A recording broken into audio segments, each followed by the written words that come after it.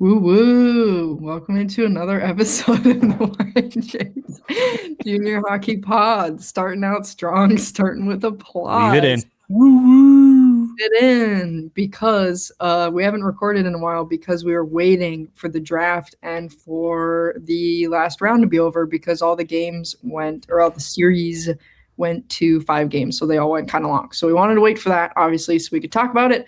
But once again, I'm Sydney Wolf, joined by Peter Odney and Drew Steele, here to talk about some USHL and then also some NOL news and also some major junior stuff as well. We got a lot of interesting things in a lot of leagues, so we're kind of going to just talk about a little bit of everything. So if you've been tuned out, if you were watching the Wild or the Frost or any of those teams and you want to get into juniors, we might just give you a little bit of everything today.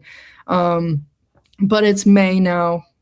You know, there's not too many leagues still going except for junior teams. And if you're a Minnesota sports fan, this week has been pain. I know specifically for me, watch the Frost game, painful. Watch the Wild game, painful. Turned it off because I knew what was going to happen in overtime. So been an interesting week, but I don't know. Drew, I know you guys might be feeling a little bit of painfulness as well out in Madison, but is it doing okay here over the last few days?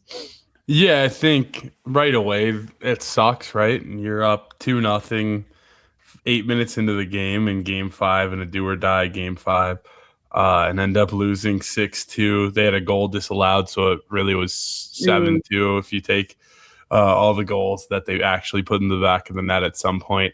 Yeah, I mean, it stunk at the time, but I think the run that we went on is kind of crazy, like out of left field too. I don't know how many people expected it.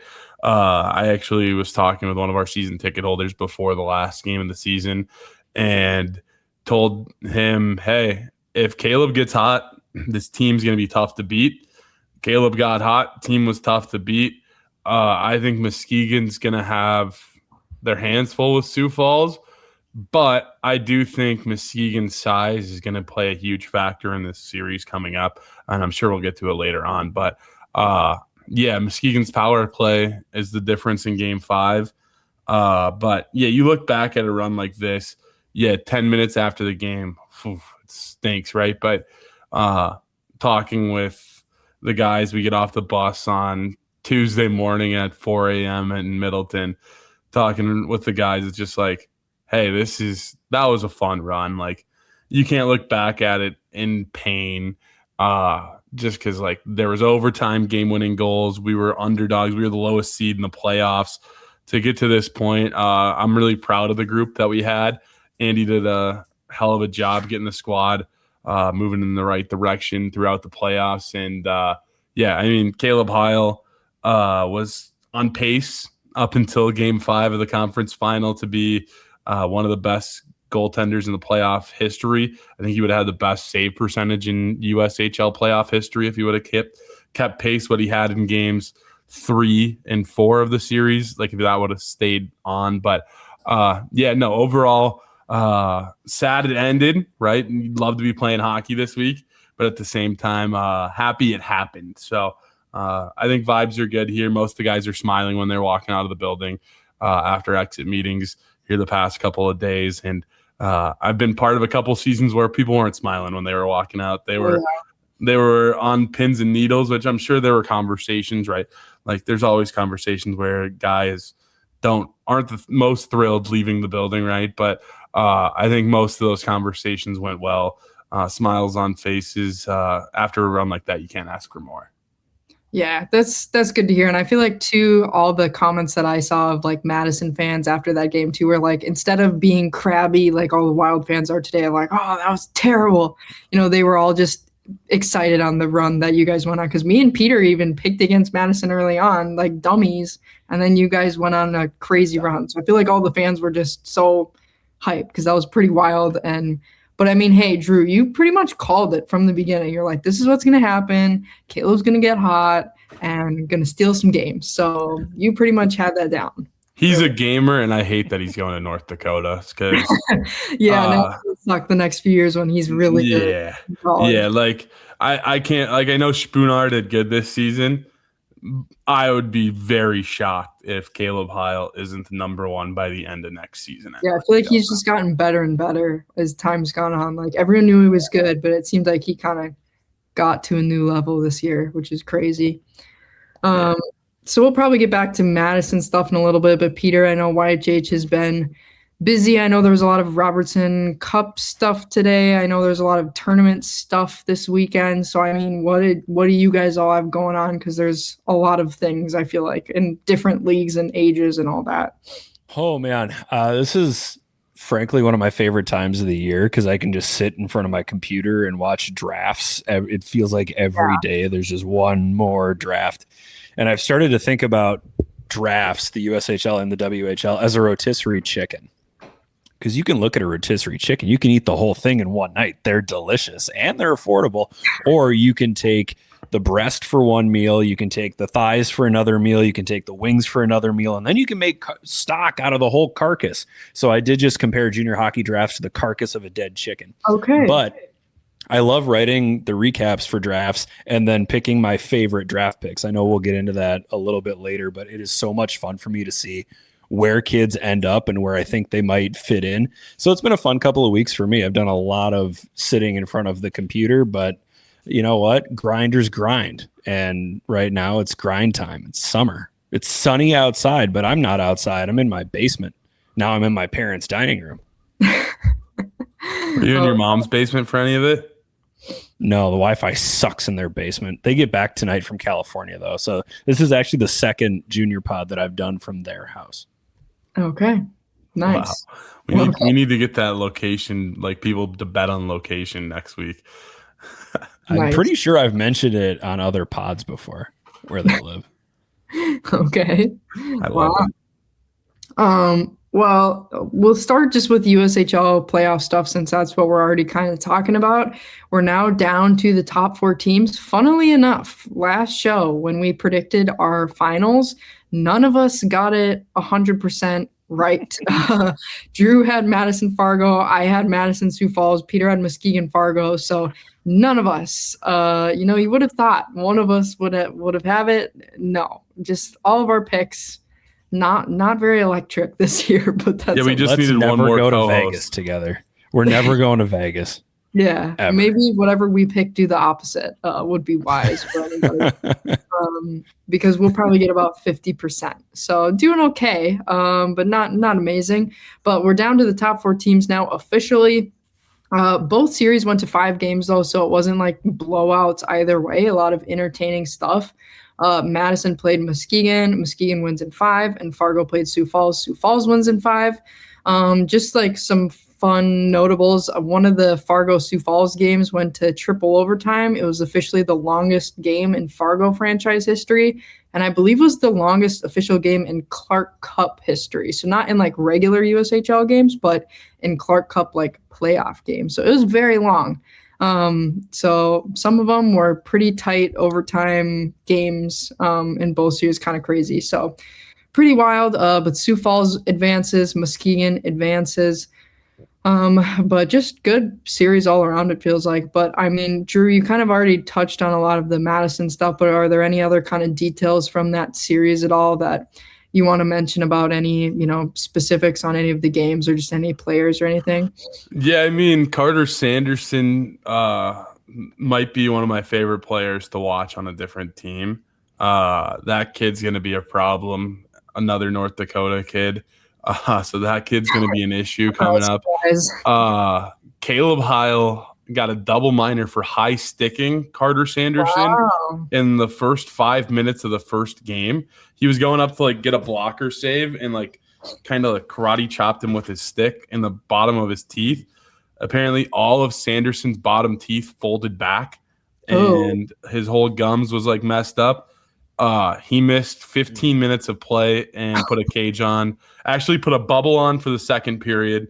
For the third period, came out with a cage. And, yeah, I mean, he was just gritting that one out. He was in some serious pain in game 3, too. You could tell he got hit up high in a scrum, whatever it was, kind of re-aggravated the teeth. But that's a gritty performance. I wanted to mention the Sioux Falls Fargo series, too. The Deladonna game-winning goal, triple overtime, was a shorty. Deladonna's got 3 shorthanded goals in the playoffs. Another Jeez. crazy number. Another one to go on top of it with the goalies in that series, Leonard Felbergs and AJ White. Just for example, Muskegon played 12 games so far in the playoffs. Madison played 11. Sioux Falls and Fargo played 10 and 9 respectively. Feldbergs, who is in Sioux Falls, played 1 game less than Caleb Heil, played 10 more minutes than Caleb. AJ White played 2 less games than Caleb Heil and only played 20 minutes less than Caleb in the playoffs. So they were going to overtime lots in the playoffs, those 2 teams. And because Sioux Falls is their record right now 6-4 in the playoffs, and 3 of their losses are in overtime. So they're playing a lot of tight games. It might be more like they played a 7-game series. Yeah, quite literally. I would say those 2 teams were clearly the best in the West all year.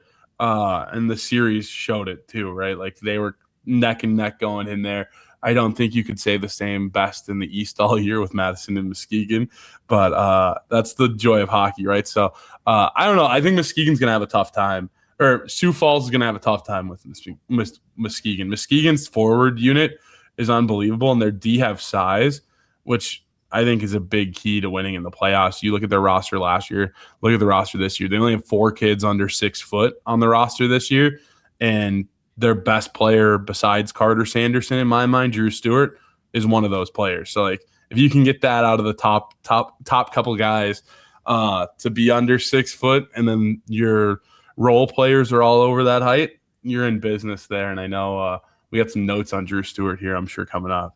Oh, yeah. So it'll be interesting because obviously, like you said, the West was kind of the stronger conference this year. The East was a stronger conference. The East, sorry, mixed up my directions. The East, and Muskegon obviously coming back as the reigning Cup champs as well. So I know obviously there's plenty of new players on that team that weren't on there last year, but obviously there are some guys that are going to have a little bit of experience as well. So that'll be, maybe they'll have a little bit more confidence going into it. But Muskegon and Sioux Falls would be playing. The games, depending on when you're listening to this, will be the 15th and 16th, the 22nd and 23rd and 26th if they have to go the full 5 games. So if there is a full 5, the championship game will be on a Tuesday. So very similar to the NAL as well. In championship games on a Tuesday, which is kind of wild. But at the same time, I'm not really doing anything else on a Tuesday, so I'm kind of okay with that. But just some other kind of notables about both of those teams for anyone who's interested in the finals. Just kind of the top playoff scores for both teams. Like we said, Drew Stewart is currently leading the playoffs in scoring, 13 points in 12 games. Obviously a Minnesotan as well, so shout out. Novotny and Noringer. Drew, correcting me with that pronunciation. Other both top guys for Muskegon as well in the playoffs. Carl Axelson seems like has been kind of their guy, UMD commit. So obviously I'm sure Bulldogs fans will be excited about seeing him. And for Sioux Falls, a little bit more spread out. Like you said, they had less games played, but JJ Montero has 10 points in 10 games. Renkowski and Sacco, top guys as well. And Leonard Svelberg's doing pretty well, 932 save percentage in the playoffs so far. So, but both teams I know have pretty capable goalies. So I assume that's who they'll go with, but you never know. But that'll be another player there was Rudy Burzcollins I want to mention from Muskegon. Oh yeah. He's not I think he's 4th or 5th on the team in points. So he's not the top guys. But I think he had 2 goals and an assist in that closeout game. So definitely another player to kind of watch out for. He's a draft pick this season for sure.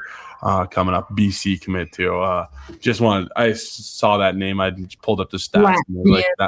That's a name. He actually speaks great English too. I don't know if he played a ton. You never know with those. Yeah. It says he played BK Selects for 3 Okay, that makes sense. Yeah. He shouted out his mom in the post-game interview in the arena. I liked that. Love it. Yeah, it seems like he's one of those guys too. If you just look on Elite Prospects, his ranking for the draft this year. Central Scouting has him 30 in North American skaters, but another drafting site has him at like 85. So he seems like maybe one of those prospects people are kind of like, he's really good, but we have no idea where he's going to be. So he'll be good and he'll be drafted somewhere. But big guy too, 6'4", 203, so got some size as well. But yeah, that's the series coming up. And if we went off of our predictions for who was going to make the Clark Cup final, Peter was the only one of us who had Muskegon, and I was the only one who had Sioux Falls. So I guess I would just have to go with that. Drew, I mean, being in Madison right now, would you guys rather have Muskegon win because, you know, they're kind of like the, oh, they beat us type thing, or are you just kind of like neutral now for whoever kind of goes on? I'm personally kind of neutral. I wouldn't be shocked if some of our team members here would be wanting Sioux Falls to win. I think Muskegon's, I think Sioux Falls, I've said it a couple times, is going to have a tough time with their size. But I think that overall, it's going to be a good series, right? Like Sioux Falls was towards the cream of the crop all year long, right? Muskegon was up and down. We were talking about it in the press box on Monday night before Game 5. All but one of the Capitals players that dressed in Game 5 were in day one of training camp. I think Muskegon had 10 players at the time that were at day one of training camp, if that kind of describes the different paths of teams. Muskegon got off to a really hot start, but then they traded a bunch of players. So that's the type of team where they had that down angle there. Oh, my dog's just. It sounded like a fire alarm beep. Nope, that was just Pearl. Shout out. She was scratching at the door. She's wanting to go outside, I guess. Shout out to Sarah taking her out. But yeah, back to hockey. She's pulling. There we go. There we go. We're all over the place, but it's playoff hockey, I guess. But I guess I can't say that anymore because it's off-season hockey. But what was I saying? I don't even remember. I was rambling on. Emo quote. Yeah, I don't know. We can just keep on going. Well, speaking of the USHL, obviously we want to shout out the USHL for sponsoring our show. We love the USHL and the development that it provides its players. We just talked about it. There's a ton of draft prospects this year playing in the USHL, developing super well. You can see some of the tomorrow's NHL stars in the USHL today. You should watch the Clark Cup finals because I bet in a few years you'll be seeing those guys on the big screen playing for various teams. So if you haven't been paying too close attention yet, now's a good time to do so. Go watch the Clark Cup finals. It's going to be super good. And shout out the USHL and the support that they give our show. A little bit of other USHL news and notes. Obviously, we had the phase 1 and 2 drafts here over the last few weeks. That's always a crazy couple of days. I know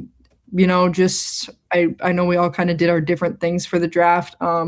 Peter, I know you guys at YHH did kind of some stories about some of the guys who could, kind of outperform like maybe their draft slot, which was kind of interesting. I don't know if you wanted to like promo that at all a little bit, because I think that's kind of like a cool idea that you guys do. It's not just like, here's the top guy. It's more like, here's some guys that might be better than where they were picked type thing. Oh, well, I appreciate that. I started doing my favorite picks a couple of years ago.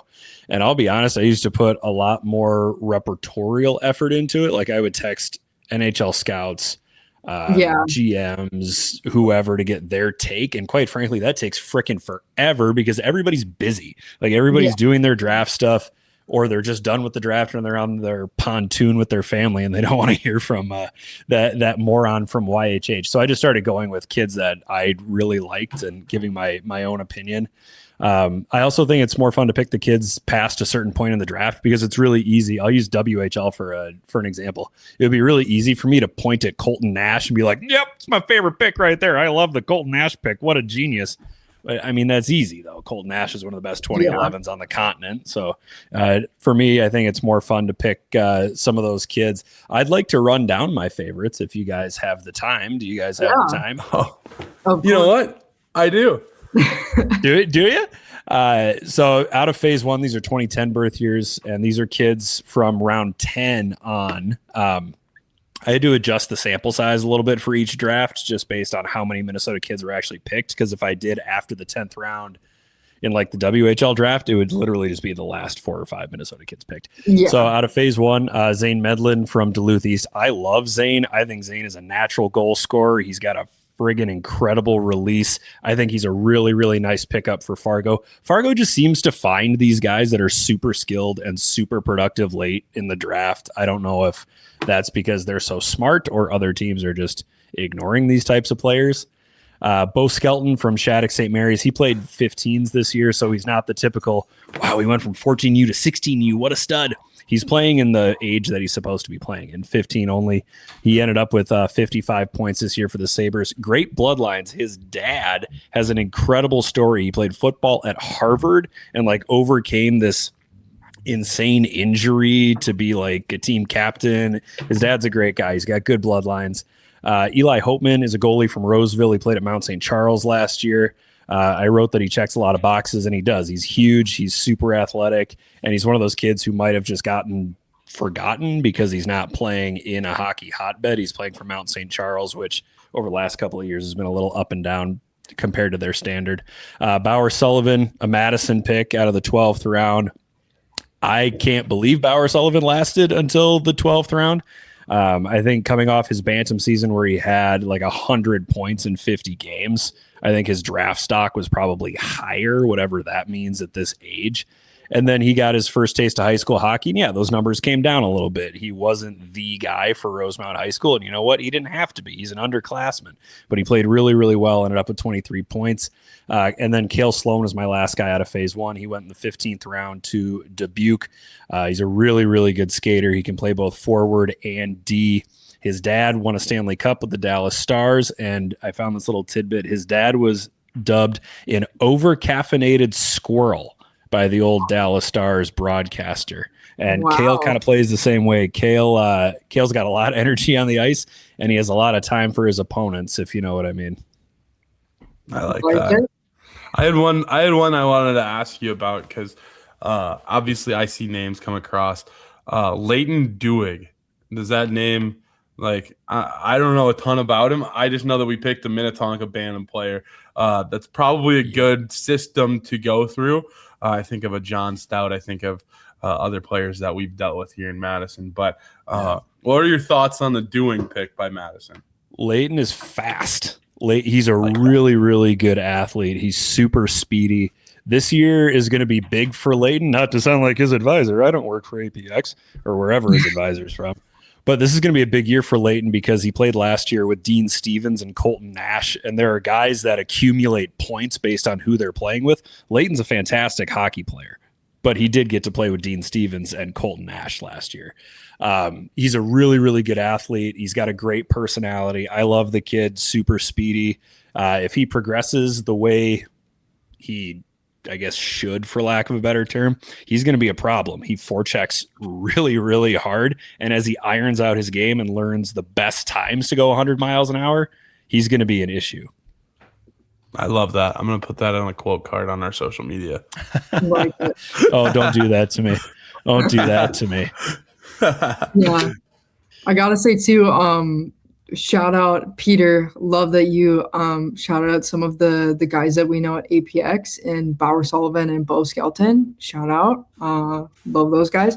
Yeah, I don't know. Drew, do you have any kind of funny stories or news and notes on the draft from the Cap side of things, or any prospects that you feel super hyped about at all?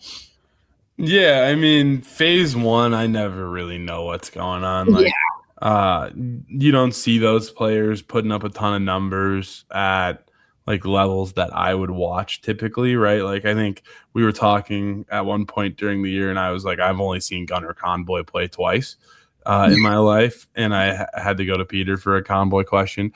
But phase two wise, I think the Caps like what they did. I like what the Caps did. A couple of Minnesotans early for the Caps, and that one Lutner from the NTDP, Hallinan coming in from Delano. I'll be interested to see what the roster looks like, right? This is the time of year where phase two, let's plug them all in. And then you realize, oh, this kid won't make the roster at main camp, or oh, this kid's choosing to go back to high school.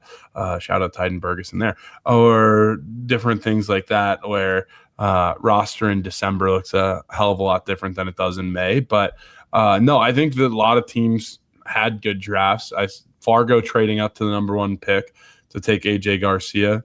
I think that's a good play. If AJ Garcia wants to play in the league, that's good for us, right? Same with Lutner for us. I think there was another one. I think Jamie Glantz got taken later on in the draft too. I want to say 3rd, 4th round, somewhere in there.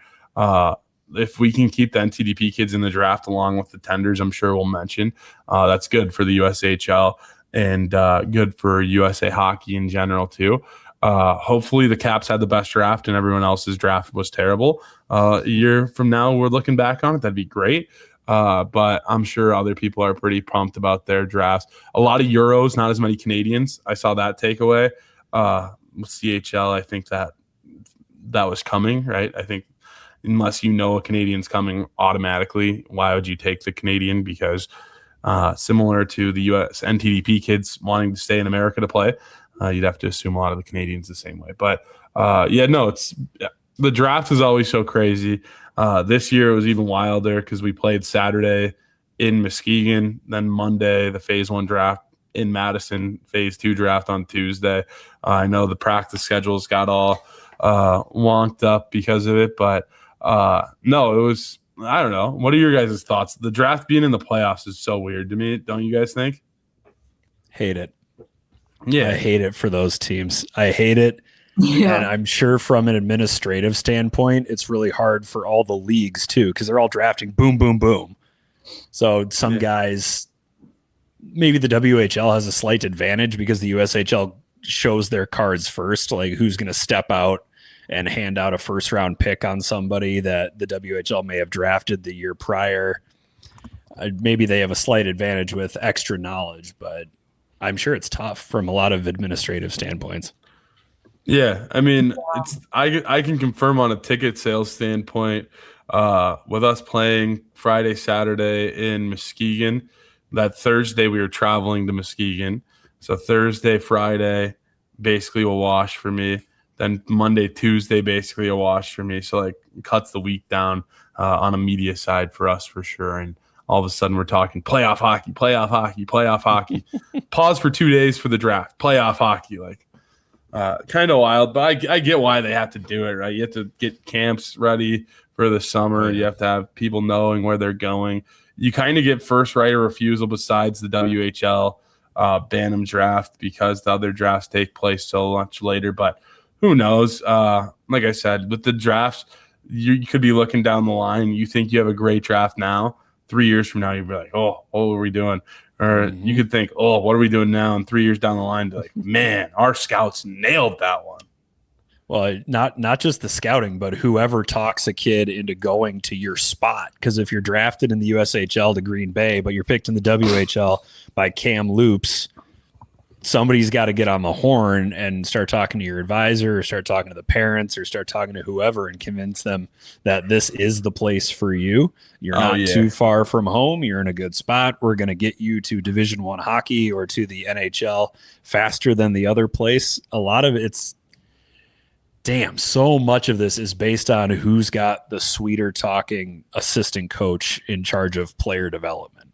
Yeah. Well, it's crazy. Like, I can tell you our coaches have been on Zoom calls all week while also preparing for a playoff series, right? But whether it's parents, it's agents, it's the players themselves shooting text.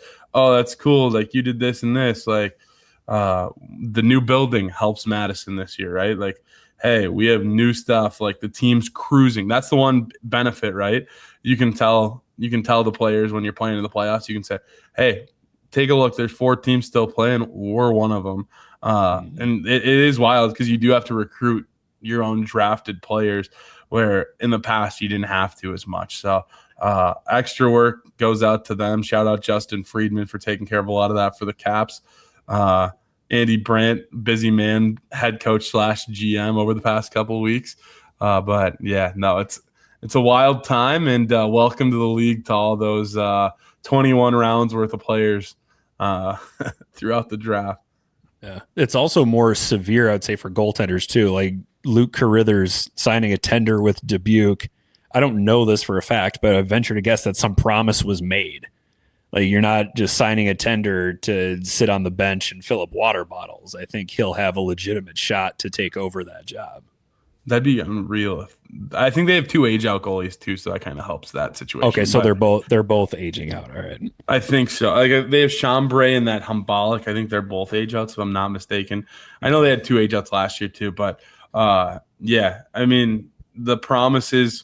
I can only imagine the amount of SPDA signings that you're going to see over the next couple months. I'd love to see details of some of these SPDAs too, because I'm sure there's.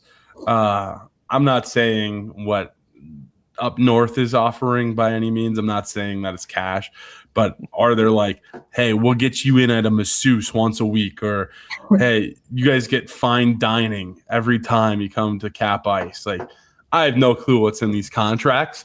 And head on down to Jimmy's agreements. Auto World. There's a brand new GMC Sierra that just happens to need to get off the lot. That'd be unreal. Any Caps partners that want to start dishing out cars, we can make that happen, especially for the broadcaster. Like, I'd love to rip around in like brand new Cadillac. If any dealers in the Madison area, Cadillac. What are you, 90? Dude, that'd just be sick though. No, I drive a Malibu right now. Love it. I don't think any of us drive a particularly nice car. I've got 5 more favorite picks if you guys want to hear them from phase 2. Would love to. My first one, and this is another one where I love the kid too, Cam Kaiser, going to Youngstown. He's got everything I look for in phase 2 picks.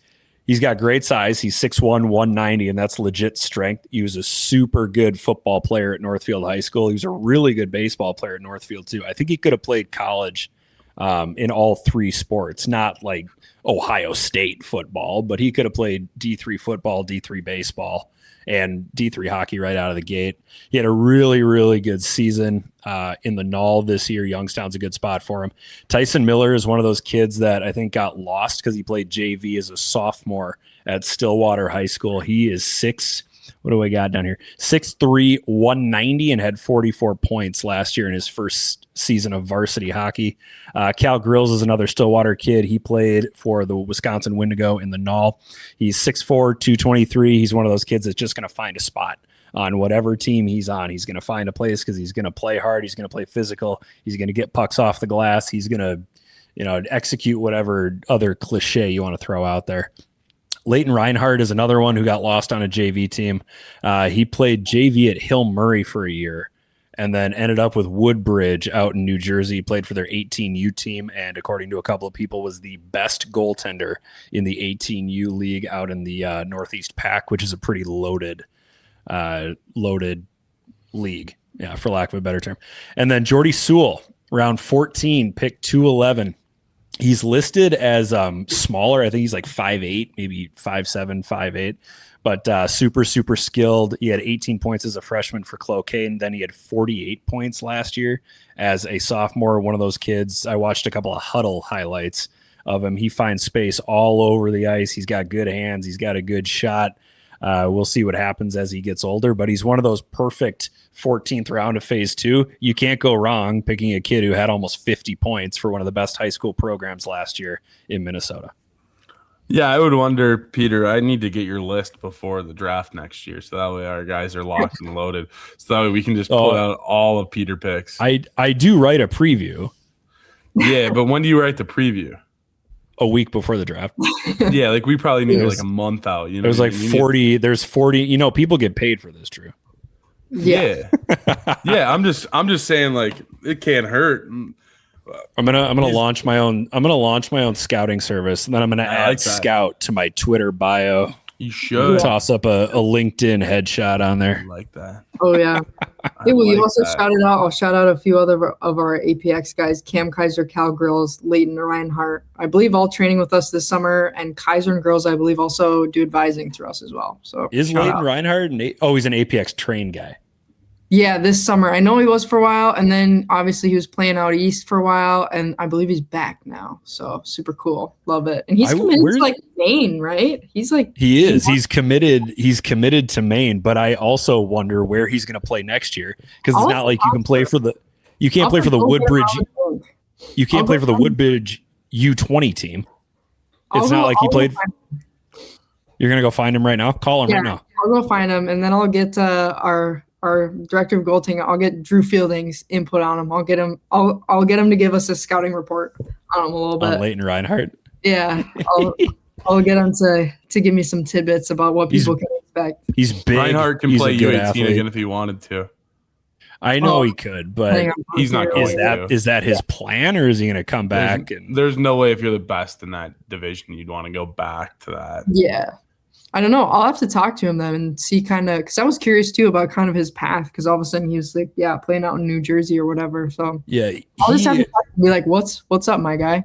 From my research, dude, he and Matthew Fox were both on the Stillwater Bantam AA team. Yeah, and this was the year before they moved like the tryout date and the Blue Ox date to make it easier for high schools, or like high school started making kids choose, right? Like you couldn't play Bantams for 3 weeks and then join the high school team. But then on the Hill Murray JV roster, there's Matthew Fox and Leighton Reinhardt. So I don't remember exactly what happened, but if that's accurate, then both goaltenders on the Stillwater Bantam AA team said see ya to play JV at Hill Murray. And if you're playing JV, I'd imagine you're splitting time, because I don't know how many kids like plant their flag. Hell yeah, I'm the lone starter on the junior varsity. But 18U hockey, I love that it worked out for him this year. I've seen a good amount of 18U Tier 1 AAA hockey games. If you get a good schedule, awesome. It's not nearly as consistent scheduling wise as 16U, 15 only, or 14U. It can look like a junior. I can't say junior gold. That's mean to junior gold, but it looks a little bit like a junior gold game sometimes. Yeah, depends on where you are. Yeah, where they got to shake hands before the game starts. Yeah. I'll have to put Reinhardt on my list of guys I need to talk to this summer and write something up. But yeah, so a lot happening in the draft. Obviously, we're not going to go over everybody picked or all the tenders. We listed a chunk of tenders last time because there was already some that had come in, but a few other ones that I had seen, just bigger phase 1 tenders. Wilson Boumedian to the Fargo Force, obviously Sasha's brother, so that name might be familiar to people. 6 foot forward. Logan Connor tendered by Green Bay. D from the Boston area, and Ben Slavic to Green Bay as well, forward from Little Caesars. And a couple of phase 2 tenders, not all of them because there was quite a few, but and we listed a chunk of them on the last time we recorded too, but just a few of the other ones I don't believe we mentioned. AJ Francisco of the NTDP with the Fargo Force, Luke Carithers, we already kind of mentioned, of the NTDP signed one with Dubuque, and another APX guy here, Holden Pager, he was playing in Okotoks in the BC this year with Green Bay. So a couple Minnesotans. Couple trades happening around the draft as well. Again, I won't list all of them, but a couple that involve Minnesotans. Rylan Rooney traded Chicago to Sioux Falls. This will be, I believe, his 3rd USHL team because he got played earlier this year. Rio Trahan got traded Waterloo to Madison. So another guy on the move. And also one more, Ryan Cameron traded Cedar Rapids to Sioux Falls, I believe. Some other tidbits just from USHL news in general, kind of moving away from the draft. Some coaching news. Blackhawks head coach Scott Gordon parts ways with the team. He had a 16-42-4 record last year as his first season as a USHL head coach, but it looks like he's already headed to the KHL next year, so already doing something new. Yeah. What a totally normal trajectory. That dude's had kind of a crazy coaching career. If you look up his career, he's kind of done it all, honestly. Everything. Like, it's not as the USHL stops are the crazier part of his trajectory. Kind of. He's like Dave King. Shout out Ryan. Literally every level. Yeah. Shout out Ryan Ward with his story with Scott Gordon. I didn't realize Ryan Ward's first job out of college was being the video coach for the New York Islanders under Scott Gordon. And last year, he brought Scott Gordon in to be an assistant for Youngstown. And then Gordon obviously got the job in Waterloo. So kind of a interesting trajectory for both of them, right? You don't think first job out of college, we're going to be the video coach for the New York Islanders. But they got it covered, and I don't know, cool little connection there between the two. Yeah, I mean, Gordon literally is head coach in the ECHL, assistant and head coach in the AHL, head coach in the NHL, assistant coach in the NHL. Like, he's had all of these jobs, and then Who is he the head coach for in the NHL? Islanders, one of them. Go back, Islanders, and I believe he was interim for a while for Philly. Yeah. Replaced Dave Hackstall mid-season. So not a full season, but only 16 wins worth in the USHL. But then he was in the AHL for a long time as well. So that dude's kind of done it all. Worked for Team USA in the World Championships, and now he's going to Tractor Chelyabinsk. So doing it all. Kind of. Do you think that's like? Do you think they like say it backwards? Like Tractor is their like mascot? Because that'd be sick. Well, Chelyabinsk I know is a place. So Chelyabinsk Tractors would be an unreal. Let me see if that's like their. That would be so cool. I do Russian on Duolingo, but not enough to know all the words. How many languages do you do on Duolingo? Just 2, just German and Russian. My Russian's not nearly as good, but I'm trying. So the two most trying useful languages, Spanish and Mandarin. No, German and Russian. Chinese. I'd love to know Chinese, but like that's a hard one. I can't do tones. I don't think I can tell. Have you tried to hear people say the tone differences? I don't think I can do that. Like when they're like, here's this word, but like depending on how we say it, you might say something that's very different. I don't know if I can. Interesting. And Spanish, I don't know if I got the accent for Spanish, to be honest. She works in hockey. She doesn't work in baseball. I'm not good. I feel like hockey, maybe I should learn like French or something, but they got Donde esta ice rink. We got too many letters in French. They don't. Hard. El Baño es verde. Yeah, Chelyabinsk the bathroom is green. Largest city in Russia. The bathroom is green. That's what Drew just See. It says, well, it looks like their mascot might be like a polar bear. So not a tractor. That's not as cool as a tractor. Should have been a tractor. Cool. It looks like a polar bear, like breaking, like biting like a hockey stick or something. Why did you have to ruin that for us? We could have thought a team was named after the Tractors. What would be a cooler Russian mascot? The Tractors or like the Fighting Khrushchevs or something? Ice Arena. So that must be like maybe a sponsor or something. The Fighting what? What's the other option? The Fighting Khrushchevs. Let me see if I can find it. You have a silhouette of Nikita Khrushchev? Yeah, I mean, I still think Tractor would win that battle. Like, just like okay. So here's some generic just quick history for you, tidbit. It says, their hockey team mascot is a polar bear. Black and white, and it's supposed to it was updated to reflect the city's industrial heavy machinery identity. So I assume that's where the tractor comes from. Yeah, tractors and polar. A little bit of like some one and the same history on the show. What city is this again? Chelyabinsk. There we go. For all our Chelyabinsk listeners out there, go Tractors. Yeah, if anyone out there that's listening wants to tutor me in Russian, that would be great. Because incredible nightlife in Chelyabinsk. Great. Yeah, I hear the Tractor's worst nightmare is Mater from Cars. So. It's kind of just there's a lot of things in the middle of Russia. It's very big. I don't even know. In the middle, slightly west. Slightly west, slightly south. It's very big. I don't know if I can say it's in the middle when it's very big country. It's in the middle, and it's like kind of in this quadrant. But yeah, that's where he's going. So random side tangent. Very big country. That's what matters. Some other personnel news. The Dubuque director of scouting, Dan Schrader, is retiring after this season. So that was also kind of notable. So obviously that will be some change-ups out in Dubuque. Just some notable standard player development agreements signed. Obviously, like we said, we're not going to talk about all of them because it's going to be way too many people. But some Minnesotans we did not mention last time, I don't think. Spencer Anderson of Thief River Falls, he's a Miami commit to Youngstown, and also Connor Schubert of Rosemount signs with Youngstown as well.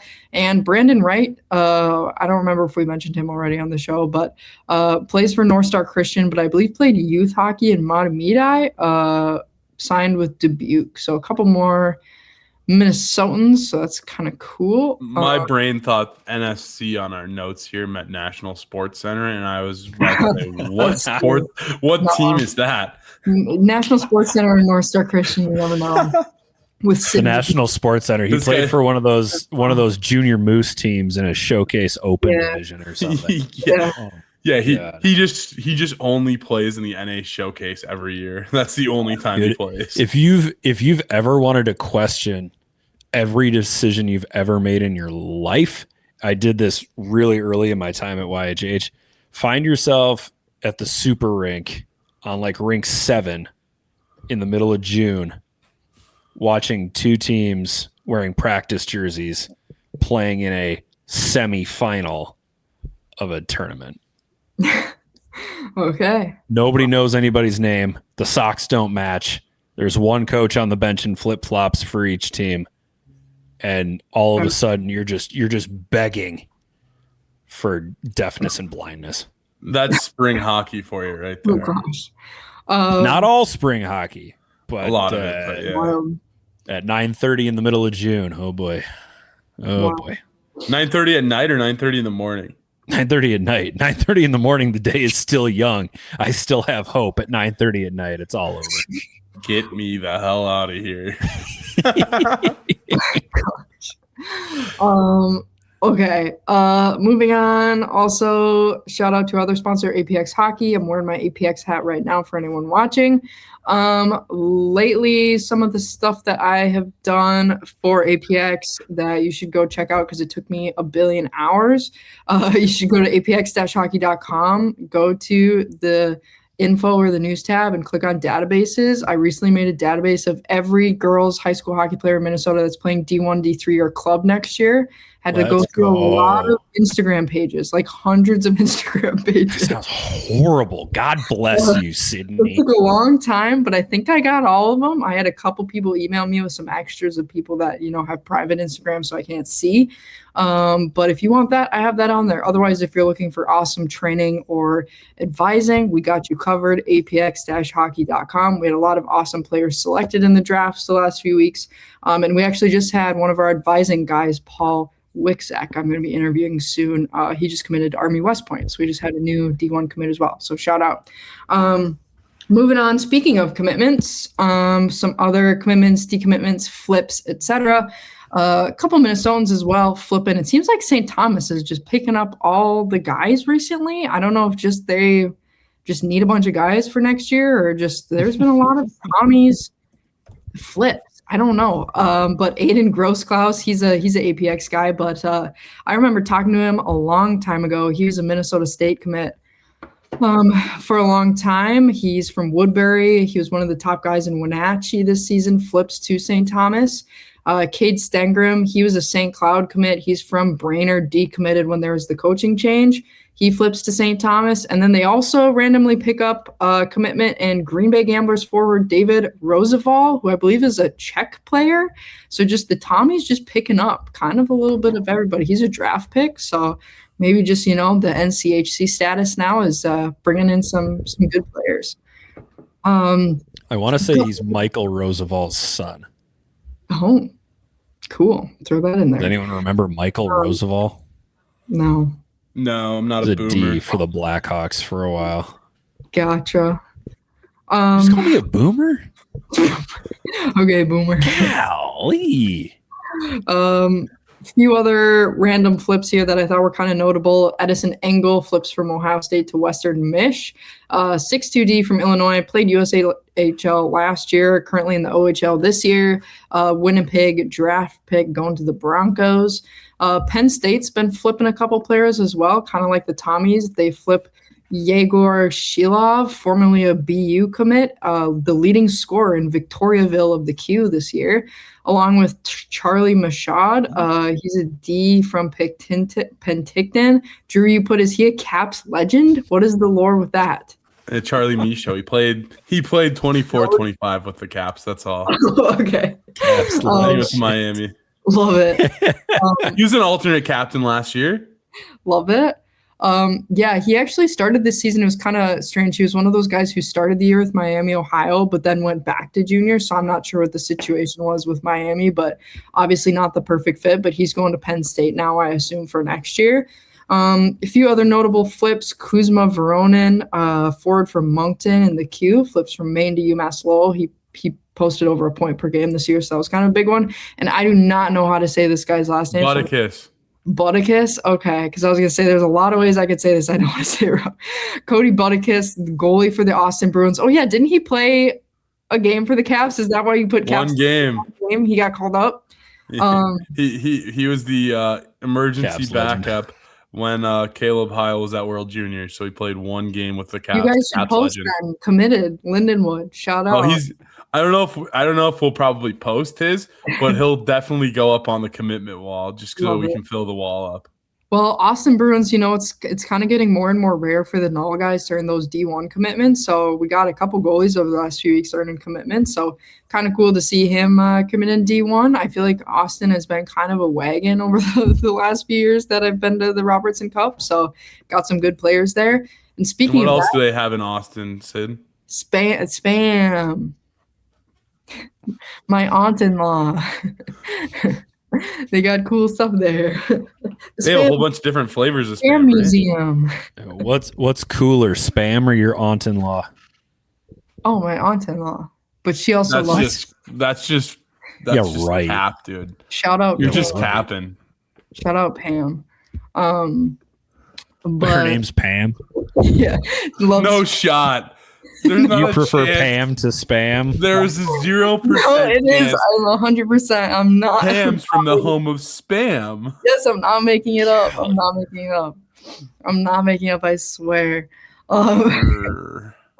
But speaking of the Robertson Cup, the good old Robbie Cup, playoffs are set for the Robbie Cup this weekend. For those who are unfamiliar, little different format from the USHL. The USHL just does, best of 5 in the final. And they do like all best of 5s basically going up to that. The Null's a little bit different. So for the Robertson Cup, the top 4 teams, so one from each division, comes to Blaine to play at Fogarty, and they do a best of 3, so Friday, Saturday, Sunday of this weekend, and then they do a 1-game championship on Tuesday. So the format's a little bit different. I kind of like it. It's kind of interesting. The Tuesday game's always pretty wild. I didn't go last year, but I've gone the last few years, and it's always a wild atmosphere. If Austin's there, they're always really loud. They might be the cowbell people. The one time I was there, I don't remember. You can't tell who the cowbell people are. Everybody's got a goddamn cowbell. Yeah, I know there's some fan bases that do.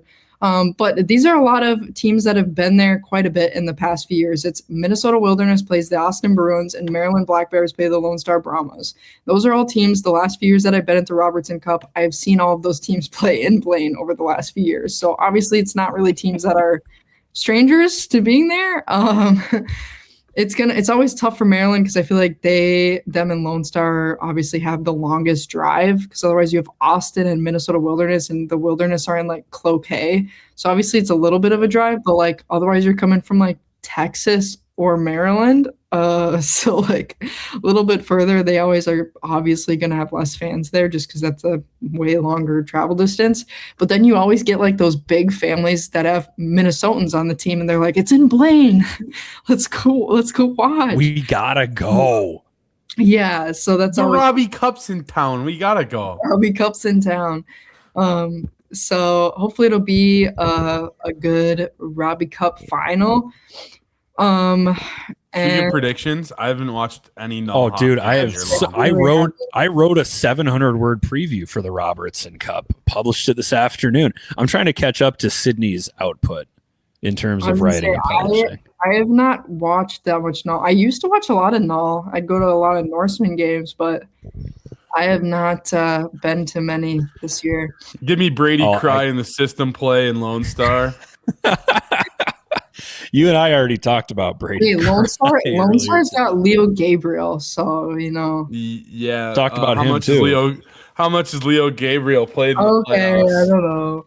I don't know. Speaking of him, that's super sad. We were trying to figure out what happened to Leo today. The only phone number on the Lone Star Brahmas website is for like the ticket office, and I'm not going to yell at poor Brenda in Texas who just wants to know if I want to renew season tickets. But I am trying to figure out because Leo Gabriel's I don't think he's injured. He was the All South Rookie of the Year, but Brady Cry has played every playoff game. Brady Cry, Caps legend, Brady Cry. He also has insane numbers. He's got a goals against right now of .67 and a .976 save percentage. So he's playing well. What happens? Go look at the last 4 Lone Star goalies and their stats. I love Brady Cry.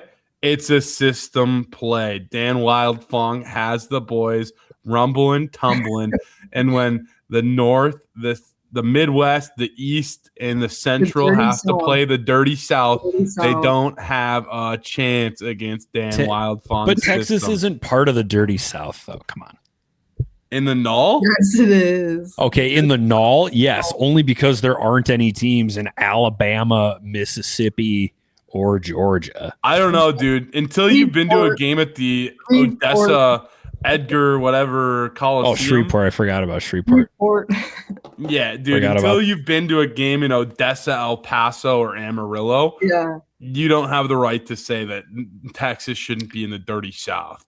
I don't think of Texas as the dirty South. I think of Texas as its own planet. Yeah, and to be fair, you should consider some of those cities not part of this planet because they're part of the dirty South. I don't want some of those cities to be part of this planet. I'll give up the Metroplex. Lone Star, Fort Worth, Richmond Hills, or something. North Richland Hills, yeah. We were talking about that today. Yeah. I do have a I have a note on the Robertson Cup. Are we still on the Robertson Cup? Yeah, I was gonna say too, we know last year wasn't the Dirty South winning it because Bismarck was on a roll, but otherwise, who'd they beat? I don't know. For a long time, it's been in the South for a while. They've been kind of real good in the last few years. One of my greatest interview moments was interviewing a Dirty South team. His name was Dominic Procopio from Shreveport, and he was the captain of the Mudbugs, and he's carrying the Robertson Cup around the ice, and his dad somehow made it onto the ice and grabbed him by the shoulders, and I thought, only at the friggin' Robertson Cup do mom and dad somehow make it onto the ice. If I'm remembering that wrong, I apologize to the family. I feel like they let pretty much everybody out on the ice now after 10 minutes. After they announce everything, it's kind of a... Unless there's no security. Yeah, it's kind of just they have press credentials, but after they announce all the awards and the team's just on the ice, you can just go. And as long as you're not being a freak weirdo, they're not gonna care. 5 of the last 7 champs in the Null are South teams. It's because they play a playoff style. Yeah, they play a playoff style of hockey all year long. Okay, but Maryland has a kid named Harrison Smith who's got 113 points this year. Chicago tender, 86 assists. How about that? It's also so Maryland and Lone Star play each other in the opening round. Those two teams are a combined 12-1 in the playoffs so far. Yeah. And then the Austin and Minnesota both needed to come back in their respective series to win in 5 games. The Wilderness were down 2-0 right away and had to win 3 straight. Yeah. Well, Peter, did you have any more notes to add? Otherwise, I'm going to talk about some of the awards. About the Null. There are 14. There are 14 Minnesotans that will be competing in the Robertson Cup playoffs. The bulk of those are coming from the Minnesota Wilderness, obviously. You'd think Austin would have a bunch of them too. Austin's got, hold on, let me check my handy dandy notebook here. Austin has 1. Weird. Yeah, Ryan Lund from Warroad, and Lone Star's got 3. they're not really in the hockey hotbed down south compared to up Austin. north. They have a pretty good PU. Yeah, they're Bantams now. Don't they have have a the decent Belarusians, Bantam group. though? They have The what? guys who have the really long names, don't they have the Belarusians twins though? Like Simeon and Oh, other You weren't trying to Austin's learn got they're committed to like Augustana. Simeon and Matvey Martinak. Yeah, and they both have like a billion points. 94 and 85. Yeah, like they're just tearing it up. Yeah, but one's tearing it up more than the other one, so dinner must be tense. They both got real what, tense. 90 Real points. tense at over just about a point and a half a game for both of them. Yeah. Dude, they're basically the king of the spam right now. Simon? I don't know how to pronounce his name. Matvey and the other one. Maybe I'll find out this weekend. Yeah. The other one sounds really good at hockey. Yeah. Okay, end of season awards for the Null. A few of the Minnesotans or just players that are close to Minnesotans. Like we said, Leo Gabriel was the South Division Rookie of the Year. Also on the all Null rookie team, including Leo Gabriel, was not Minnesotan, but Grand Forks Red River grad Rylan Badal, who I believe both him and his brother are committed to Long Island, I'm pretty sure. All Null first team included Sam Schulte on D, former Mountains View star, currently committed to Army. He actually just signed a contract to play with Victoria of the Dub next year, I believe. So he's been like a guy that's been really just kind of on the up and up this past year. Got traded and then just like had an insane year. We'll see if he ends up at Army. Yeah, that's kind of what I was thinking. Like if you're signing to play in the Dub, then if you can stick with that team next year, then you could probably flip to something else, but we'll see. All Central Division had Elk River's Cooper Anderson, who I believe is a Quinnipiac commit. All South Division, Andy Earl of Eden Prairie and Chan. All Midwest Division, Luke Bidal. And other Null shout out, Drew. I thought we should shout out our St. Cloud State classmate and friend Blake Tyson. Null Broadcaster of the Year. Huskies making moves and also moving up into VP duties with Watertown, the Shamrocks. Love to see it. My dog. Talked with him today. I got a call. This is how much me and Blake are in one another. I got a call. Hey, I'm about to send it in a group chat that you're in, but I figured you needed to know on the phone. Back-to-back broadcasters of the year in the NAHL, St. Cloud alums. Joey Erickson with Corpus Christi. He hooked me up with this sick hat last year. And then Blake Tyson, the VP of Watertown. Like he gives you the lowdown on Watertown every single time you need it. And yeah, he's ready to go. He's actually a big part of the Robbie Cup broadcast. So they're doing a neutral broadcast this year for all the Robertson Cup games. And he is the pregame and intermission report person for all the games. Apparently there were some issues last year with the broadcast and the Null choosing to centralize it. Make it all straight and narrow, and couldn't pick a better guy to be running that the pre and post game shows than my guy, St. Cloud Zone, Blake Tyson. Yeah, gotta say, if you want to work in a hockey organization, I feel like you just got to go to St. Cloud now because I feel like we just know like everybody. So shout out. Hey, can you guys shoot me his contact info? He sounds like an interesting person. Great guy. You want Blake's contact? I'm always looking for interesting people to go to Perkins with. Yeah, if you need info on the Shamrocks, he's got you. So wanted to shout him out. I feel like they're closing down all over. No offense to Perkins. No, stop it. Perkins will be standing long after I'm sitting. Okay. A few other Null news non-related to the Robbie Cup. Corpus Christi hired Nick Skurlik as head coach. Comes from the Maine Nordiques. Drew's wearing his Corpus Christi merch right now. Shout out Ice Rays. And Chippewa also will be in the market for a head coach. Rod Aldoff took a pro job in France. So what an upgrade. some things switching up. Yeah, sometimes I'm kind of like, wow, I never know like how some of these coaching jobs, I'd be like, well, obviously a pro job is like a pro job, but I'm like, wow, sometimes these coaches are like moving all over the place. Like we just had Scott Gordon, USHL to KHL. Like sometimes coaching moves are wild. Just some other major junior news and notes here we can kind of wrap up on as we get closer to the end of the show. I'm sure everybody saw it at this point, so we don't need to replay it, but there was the whole in major junior hockey, the whole no one cares, work harder debacle. If you're not in the know, a quick 30-second description if you have not seen it. The Barrie Colts win their Eastern Conference final in Game 7.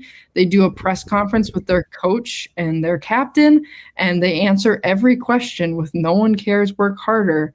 Literally every question the reporters are trying to ask them, they go, oh, yeah, no one cares, work harder to every question. As a reporter, I would be incredibly awkward in that situation and would not know what to say. I would probably just embarrassingly laugh because I would not know what to do in that situation if I got that from a coach in a presser. I think I would start to ask like questions that set them up for that to be the right answer. Like, what do you say about guys that just don't try hard? Yeah, like it was one of those videos that like I wanted to watch it because obviously it was going viral, but it was just like painful to watch. Like, just, I don't know. If you haven't watched it, go see it. They fined that team, I believe, like $15,000 or something, the Barrie Colts, and then they got swept in the OHL final. So it did not end well for their organization. And their coach obviously then went on shows and stuff and like apologized, which I'm sure the league made them do. But like, as a member of the media, I'm like, why didn't you just say that was your team motto and then say like, I'm not taking further questions? Like, I feel like that would have been the way to do it. Give a 30-second thing and then be like, okay, I'm done. And then like, get up. Like, don't just sit there and like awkwardly answer every question with that. It's so weird. You know why, Sid, why you don't? Weird. No one cares. Work harder. Work harder. So maybe just when I get asked a hard question sometime in my life, I should just say that. Like, that's what I'm going to do, I guess. Yeah, I mean, to be fair, like no one would be talking about the Barrie Colts if they didn't do that. Yeah, that's true. And I was kind of like, wow, the league really fined them a lot of money for that. So it's crazy. Yeah, because I'm pretty sure it's 15. Like, I'll double check, but I think it was. Yeah, it was $15,000. So like, that's obviously a chunk of change there. But obviously, it did give them a lot of publicity. I mean, hey, publicity, I guess any kind is good. But speaking of other not great publicity, was this in the Dub? I don't remember what. Yeah, it was the Dub. So they're having this, like, what was it even, the draft show? Yeah, they're doing their Bantam draft or whatever they're doing. Bantam draft.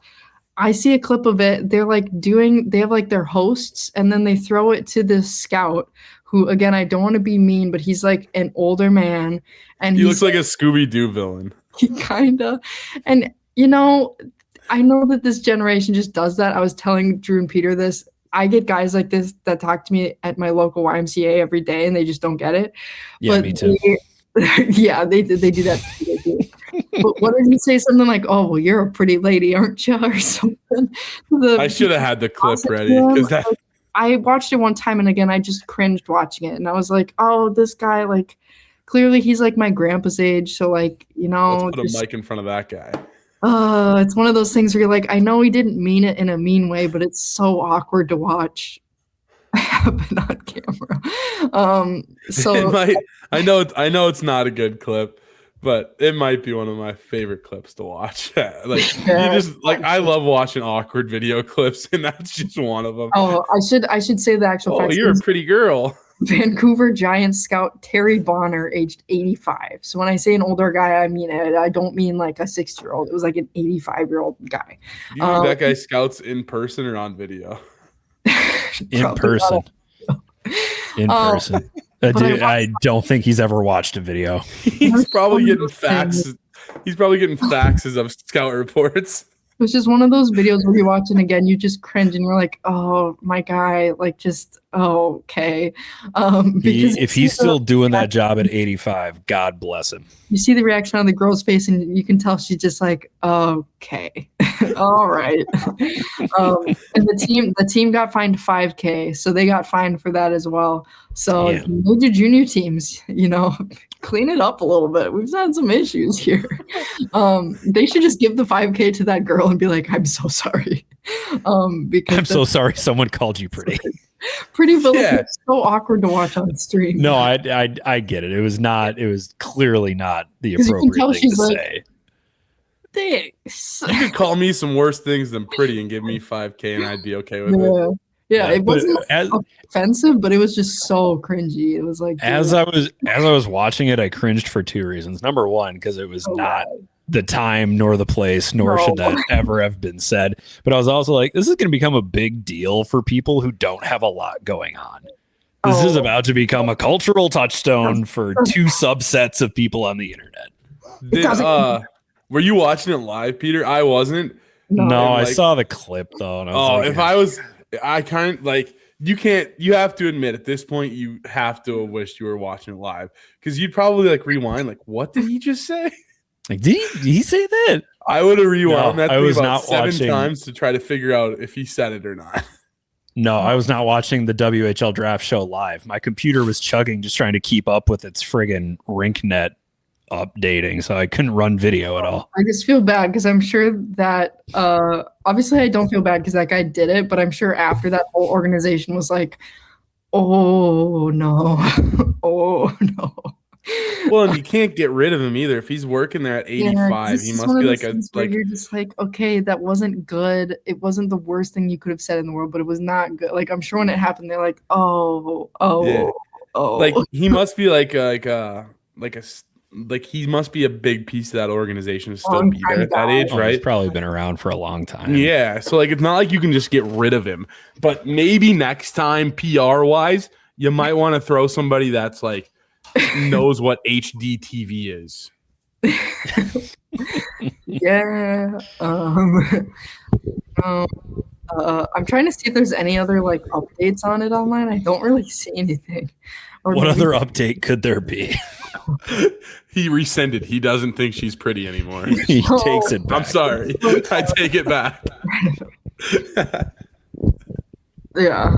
Yeah, it says he's been in the Giants front office since 2001, is the longest serving scout in franchise history. So, yeah. That actually shocks me. It's only since 2001. If you told me he's been there since the 60s, I would have been like, that adds up. He got back from World War II and immediately entered the scouting world.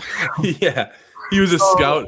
He was a scout over in Nam and came back a scout hockey player. Yeah.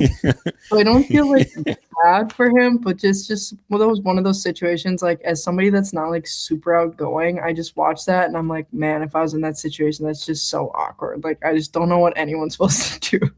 And that's it. Just yeah, thank you. Okay. So how about your first round pick? Yeah, and what are we supposed to be talking about? Please announce your pick. But yeah, so that is what happened there. A couple other notable things. We already talked about the Bantam draft, so I don't really need to touch on much of that unless Peter. Did we talk about the Bantam draft, Sydney? Do you want to go more in depth on it at all? Do I want to tell you literally every Minnesota kid who was drafted by a Western there wasn't very many club? There was 30. There were 35. Oh, okay. That's more than I thought. Yeah, there were 35. No, we don't have to go through all 35 of them. I can, I have a feeling you might have 5 picks. I do have 5 picks. Yeah, why don't you got 5 more? And this isn't nearly as easy as picking your favorite picks out of the USHL draft, because so many of these picks are based on, is this kid actually going to show up in Kelowna and play Canadian juniors when there's a legitimate chance that they'll be invited to play for the national development program, right? Yeah. So no Minnesotans went in the first round. I tweeted that and someone said very wisely, it's not because they're not good enough, which obviously it's because they're not sure that the top end kids would say no to the NTDP to go out and play in the dub, right? But I do have 5 favorites, and these were all players taken in the 6th round or later. Donovan Klin, who went to Spokane in the 6th round. He went from Pee-wees to the Wright County Conference and had 14 goals and 28 points in his first season of high school hockey. That's pretty good. Brock Staus was a 6th-round pick of Everett. Everett actually picked 2 East Grand Forks kids. They took Jackson Wakefield, who was Staus, and Jace Magner, who also got drafted by Seattle. He was their line mate all season with the Green Wave. They had a fantastic power play with those 3 on the ice. Staus had 6 goals in 1 game at the Bantam AA state tournament. That's pretty good. Blake Schmidt from Shattuck's 14U team. He's originally from Edina. He played his last year of youth hockey with Shakopee. He's 6'3". He's got the frame to add some muscle. If he puts it all together, he could be really, really good. Mason Fisher was an interesting one. He went in the 8th round of Swift Current, and I had no idea who this kid was until I looked him up. And then I checked in with your guy, Sydney, Hunter Warner from APX Hockey, who is his high school coach at a what city legend? Pine City Legend. Pine City Legend. Oh, that's interesting. He's elite prospects doesn't say anything about Pine City. Yeah, he played youth hockey in Pine City at some point. Eden Prairie legend. But apparently Mason is super, super tough. He blocks a lot of shots, and he was also an all-conference selection as a 9th grader, originally from White Bear Lake. And then Mason Dahlbeck went in the 9th round to Penticton. And I made this point in my article that he had 13 points in his first season of high school hockey. But if he had stayed with the Buffalo Bantam AA's, I don't know what his birthday is, so maybe it wasn't an option, or maybe he decided to play high school a year earlier than he needed to. His point totals would have been a lot higher, and I think that may have adjusted his draft stock a little bit. So Dahlbeck was my last guy on there. I think he's a good hockey player. I think his best hockey's ahead of him. Okay, sweet. Love it. Wow, we said that at the same time, Drew. Love it. You love to see it. Love to see it.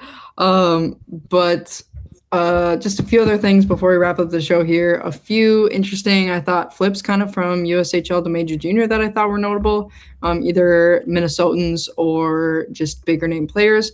Gavin Katz signed with Penticton after a season in Green Bay, so that's kind of notable. Also because he probably could have tried to go to college this year, but obviously then it looks like he'll be doing another year of juniors. Henry Schmiel, I assume is how you say his first name. Going from Des Moines of the USHL to signing with Seattle. Played White Bear Lake youth hockey and then at Shattuck, and I believe he's an Arizona State commit. And before White Bear, he played Woodbury. Oh, gotcha. He's got a lot of quarter zips. Gotcha. Yeah.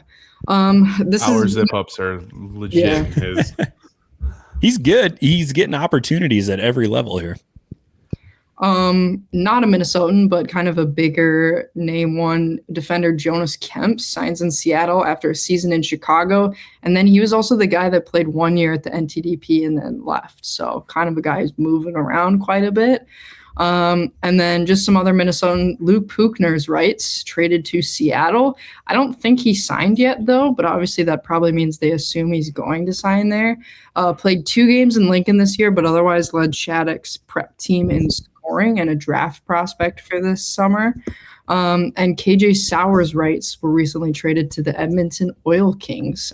Played with Lincoln at the end of the year and had a point per game. So obviously he's going to be a big name player because he's also listed pretty high on some scouting boards as well.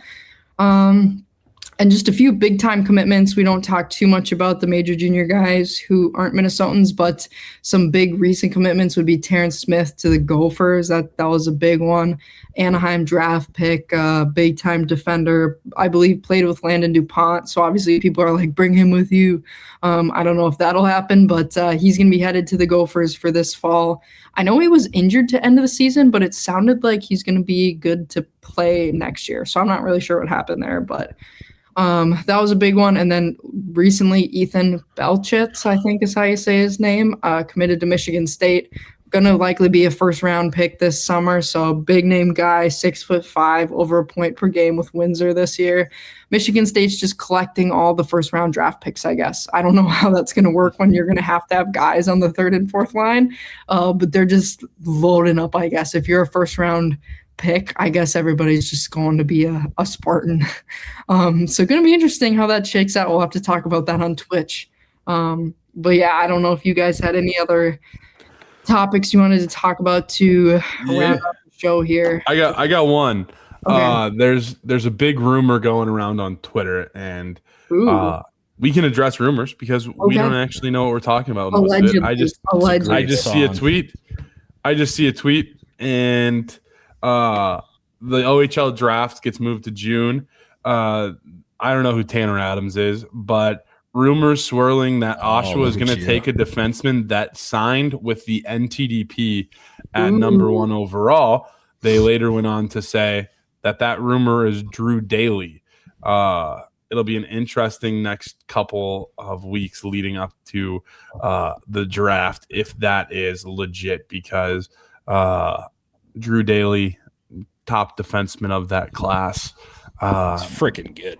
He's good. So I just saw that rumor. Lots of stuff could happen between now and then. That could be full of it. That same account tweeted that Chase Schulberger, another NTDP player, is also rumored to be on the radar for them at number 1 overall. So they're just going down the list and saying this player at the NTDP, this player at the NTDP. So who the hell knows if they actually know what they're talking about? At this point, those guys are like, what's my best route here now? Because they have like 30 billion options. Yeah. Does anybody know where Drew Daly was born? No, I did not. Not on his EP because I think he played Southeast Elite, which is a Florida-based program, or Florida Alliance. What do we got? We got Buffalo Junior Sabres. That's my favorite one. Players, and they have a bunch of cities listed, and I have to go like, so where are you actually from? It says Lakeview, New York on it makes a difference though, because the CHL leagues are split up based on your United States residence, right? That's and Max true. Osgood, who was born in Michigan, was picked by Medicine Hat in the Western Hockey League. And I texted somebody and I said, how is that possible? He's a Michigan kid. His dad played for Medicine Hat in the 80s. So if your parent played for the organization, they can draft you. So now we got to figure out who Trevor Daly played for. And if Trevor Daly played for the Oshawa Generals, interesting. Did he? A lot of asterisks. Imagine not loading. Credence to that. Trevor Daly played for the Sioux Greyhounds. Okay. But he played for Detroit, so maybe Drew was born in Detroit. Yeah, either way, Florida or New York is both O territory. Either place. It's like he'd be OHL. They're both. Territory, are they actually? Regardless. Yeah. The divide is the eastern line of New York. So like Connecticut's Q territory. I would have assumed New York would have been a Q. No, because it's right underneath. It's right underneath. Like Niagara's right over the border from Buffalo, right? Like that'd be crazy if someone grew up in Buffalo and had to play in like what was the city that I saw last night? Just said Moncton. But I mean, either way, like you're not wrong. That's a cool rule to know about. It's Moncton's playing. Who are they playing? Chicoutimi or something like that. Chicoutimi. I don't know. They're playing last night. I think it's Chicoutimi. Yeah, I was cheering for them because they didn't have any defects on their team. Shawinigan. Yeah. I only know certain. The Cataracts. The cute, yeah. Yeah, I was definitely saying Chicoutimi Seguinis. I'm sure the French. So there's Shawinigan. What's the other one? Shawinigan in the queue, and then there's a Boisbriand, the Armada. I don't know how to say it. Yeah. Hell yeah. How do you say that? I'm a QMJHL expert. All right, let's go through the teams. What other teams do you know? That's what I just Googled. QMJHL. Ruin Noranda, the Huskies. The Quebec Remparts. Yeah. It's another James one. Scandalberry. Halifax, that's easy to say. Rimouski Oceanic. Yep. Said the kid, right? Rimouski Oceanic. Val d'Or, I think, is another one. I think St. John's got a team, right? Isn't it St. John's? St. John's Sea Dogs. Yeah. Is Lock St. Louis in the queue? I would take a wild guess they're not in the O by that I name. don't think so. I don't Are see we that. rebranding? Are we becoming a Q centric Hey, podcast? I am my favorite. I can tell you my LHJ favorite Q? team in the Q. Newfoundland. Is that Newfoundland Regiment. Is that a thing? Yeah, they put a team on the rock, dude. Shout out Brad Power, former equipment manager and Corpus Christi Ice Ray legend. oh my god. BP, my dog. He's a newfie. The Q? You mean the LHJMQ? Yeah. The what? So it's listed on the. Have you seen Yeah, the logo? it's backwards on their logo. Yeah. Is it really? Well, I think that's probably how you say it in French. Yeah, it's probably the order that you would say in Hey, there. look up the Q's logo, Peter. We'll educate you quick. Quebec QMJHL Maritime logo. Junior Hockey League. Yeah, it used to be Quebec Major Junior Hockey League. All right. Well, do you guys have anything I'm else? trying to remember who married. No, QMJHL. What the? We got a long episode going, so Yeah, That's fine. I don't have This is- anything this is else to turning talk into about. After dark. This is. Do you this is know how many important, people though. are still listening to this? Probably all seven. Mario Lemieux. What are we looking up Lemieux for?